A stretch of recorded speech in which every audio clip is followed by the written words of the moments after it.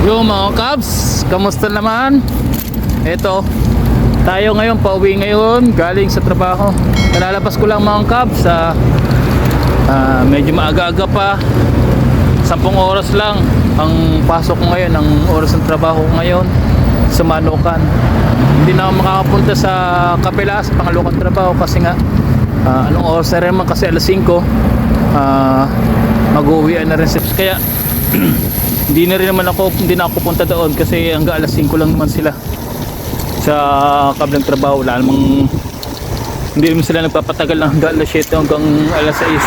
Kaya kung papunta pa ako doon sa kablang trabaho ko, magtatrabaho lang ako ng 1 oras o 2 oras kasi alas 3 pa lang naman dito ng hapon. Kaya di ba na lang, susunod o bukas na lang. Kung maaga ulit makakauwi bukas, kung 8 oras lang ako, pwede akong pumunta doon sa kabila. Sa ngayon hindi muna kasi wala nang oras. Baka mabitin lang tayo sa trabaho kasi 1 oras lang tayo magtatrabaho doon.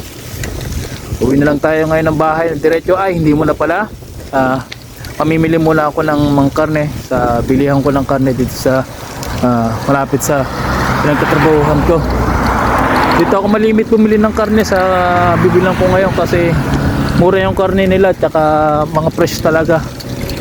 Hindi katulad sa mga ibang store, medyo hindi na maganda yung karne, tapos minsan frozen pa. Kaya mas maganda yung dito yung mamili ako sa binibilang ko.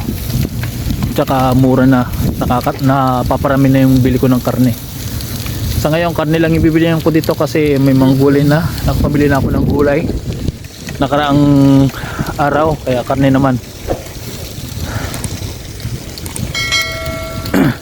Kaya naman Cubs, punta tayo sa bilihan ko ng karne. Sa mga nag-a-apply pa rin nga pala dito mga Cubs, pupunta rito sa Poland, tuloy nyo lang mga Cubs. Tiyaga lang talaga kayo, huwag kayo mawawala ng pag-asa. Kung matagal yung proseso ng pag-a-apply nyo pupunta rito, o kung naiinip na kayo, magdasal lang kayo at magtiwala sa Puong May Kapal kung kailan darating yung inyong, o kung ano mangyari sa apply nyo. Basta magtiwala lang kayo sa process ng pag-apply nyo, kasi totoo lang talaga mga Cubs, yung pagpunta rito sa Europe, hindi lang naman dito sa Poland, buong Europe po is pahirapan po talaga yung mas matagal po talaga yung makarating dito, pahirapan makapunta rito. Kung sa may lagay na nga ho, may mga maggastos pang pera, may maggastos bago makapunta rito. Siyempre matagal din, o sa pararan lang talaga.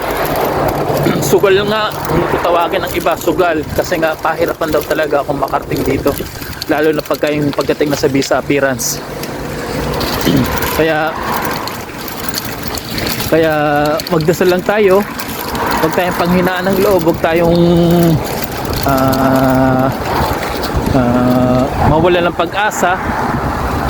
Sipagan lang natin ang pagdadasal at sabihin natin sa may kapal na tulungan tayo na makarating dito, o kung saan mapanik ng Europe, kundi man dito sa Poland. Basta samahan lang natin lagi ng dasal. Huwag tayong lagi mawawala ng pag-asa na makakapunta rin tayo kung saan natin gustong puntahan sa part ng Europe. Basta tiwala lang tayo mga Cubs. Huwag kayong mawala ng pag-asa. Para saan pa makakating din kayo dito. Basta yung magtiwala lang tayo sa process ng pag-apply natin dito sa Poland, o kahit sa part man ng Europe, kung sa Croatia man, Hungary or Spain, or kung sa part man, no, basta magtiwala lang talaga kayo. Ayan, malapit na nga tayo sa binibilang ko ng mga karne mga Cubs. So mamimili muna ako sa loob at ipapakita natin ng konti yung mga paninda doon, ng mga karneng bibili natin mga Cubs. Tayo na. Ito na nga mga Cubs, lapit na ako. Ito na, makikita nyo Dito sa dyan sa stock road ka, dyan ako namimili ng mga cubs. Dyan ako namimili ng mga karne kasi mas mura dito compare sa iba, tsaka mga mas fresh dito.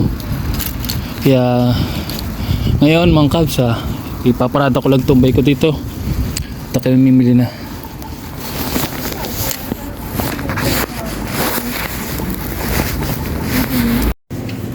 Kaya nasa loob na nga tayo mga cubs. At mamimili naman tayo ng mga karne. At yung mga karne bibilin ko. Tapos niya, titingin lang tayo ng mga karne. Tapos uwi na rin tayo. Karne lang yung bibili natin mga cubs. Wala nang iba. Tsaka nga pala Inka, nagpapili yung asawa ko ng Inka. Ito mga cubs, yung mga karne yung bibili ko dito. Kasi mas mura yung mga karne dito compare sa iba.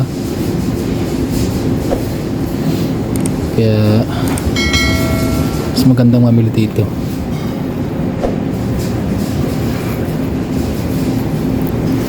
Pero tingin-tingin muna tayo ng mabibili.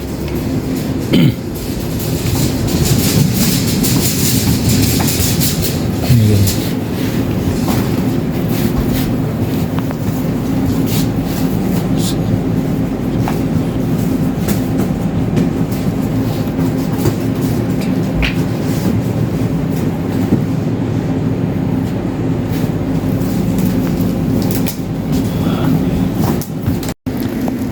Ayan, nakapamili na tayo mga cubs. Ito na pamili natin. Bibili lang ako ng Inka na request ng asawa ko, yung kapeng kape na pwede sa lahat kahit sa acidic. Kasi hindi naman talaga siya yung purong kape o pwede sa bata rin to. Maganda to mga cubs. Kunin tayo ng Inka mga cubs, din uwi na tayo. Tapos na ako dito. Kaya na, huwin tayo mga cubs. Tapos na ako dito, wala na tayong bibilhin. Tapos na. Babalik na tayo pa uwi. Uwi na nga tayo mga cubs. Nakpamili na tayo. Medyo mabigat yung dala-dala natin sa bag ko. At punong-puno. Ayan mga cubs, punong-puno yung mga bag ko. Kita nyo, medyo mabigat yung mga karning napamili ko. Maraming napamili kong karning ngayon. Nga pala mga cubs, ang dami pa rin nagkakamali sa anong to, sa pag-apply na to, lalo ng mga nasa Pilipinas. Sinasabi ng mga Pilipinas direct hire sila. Pag nakating dito direct hire kami. Katulad na lang ng kaibigan ko na kasama ko dun sa last video. Tinanong ko siya kung anong agency niyo ba sa Pilipinas. Nasagot niya, direct hire ako. Direct hire ako pre. Sabi ko, hindi pwede, may agency ka sa Pilipinas. Tapos sinabi niya nga agency niya, yun nga yung RN agency. Ang sagot niya sa akin, yung tinanong ko siya nung sa video nga namin is anong araw siya, direct hire siya. Kahit sabihin, nung tinanong ko siya, hindi pwede yan, may agency rin kayo sa Pilipinas. Hindi maaaring walang agency sa Pilipinas yan. Hindi nadaanan ko mga cubs. Yelong-yelo pa. Hirap magbike nito. Yung kalsada lang yung hindi yellow mga cubs. Mabalik tayo sa usapan.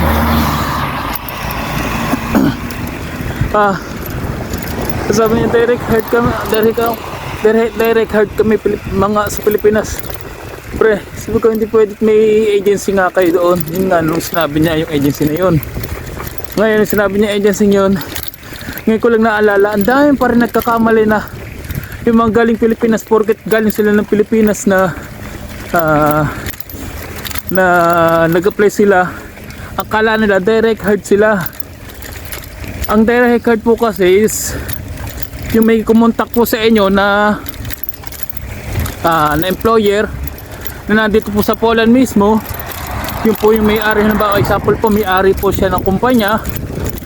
Hinired ka po niya mula dito, galing dyan Pilipinas. Kukuhanin ka po niya mula dito hanggang mula dyan sa Pilipinas. Siya po yung gagastos. At wala ka pong gagastos. Siyempre papadaanin ka rin niya sa agency para maganda yung ano, may proseso rin. Pero pagdating mo dito, wala ka ng agency. Hindi ka na magkaka-agency dito. Wala ng agency nga hawak sa'yo, kundi yung mismong employer mismo yung may hawak sa'yo, yung may-ari ng kumpanya. Yun din po yung tinatawag na employment contract. Yun po yung direct hired. Pero pagka yung nag-apply po kayo ng galing Pilipinas, tapos pagdating niyo po rito sa Poland is mayroon po kayong agency pa, hindi po matatawag na direct hired yun, kasi po may agency pa rin ho kayo dito sa Poland. Kaya po mangyari, ang tawag po doon is ganun pa rin, yung contract of mandate pa rin. Hindi po siya employer's contract o employment contract. Kaya ang dami po nag-PBM sa akin, no, nagsasabi na minsan nagtatanong na paano gagawin ko, Kaps? Ganyan. Tapos tanong ko, ano ba agency mo dyan sa Pilipinas? Wala akong agency dito, Kaps. Tericard ako. Imposible wala akong agency dyan. Ang kumontak pa sa'yo yung may-ari mismo ng kumpanya. O in-head ka mismo may-ari ng kumpanya. Sabi niya, hindi, agency rin. So hindi ka direct hired, Kaps. Sabi ko doon. Sabi ko, isa ka ring contract of mandate. Hawak ka ng agency pagdating dito sa Poland. Hindi ka hawak mismo ng may-ari ng kumpanya.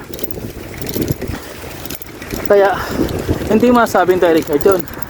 Ganun din yan, isang beses yung sa nating kabayan, sa nating Cubs na nasa Saudi naman.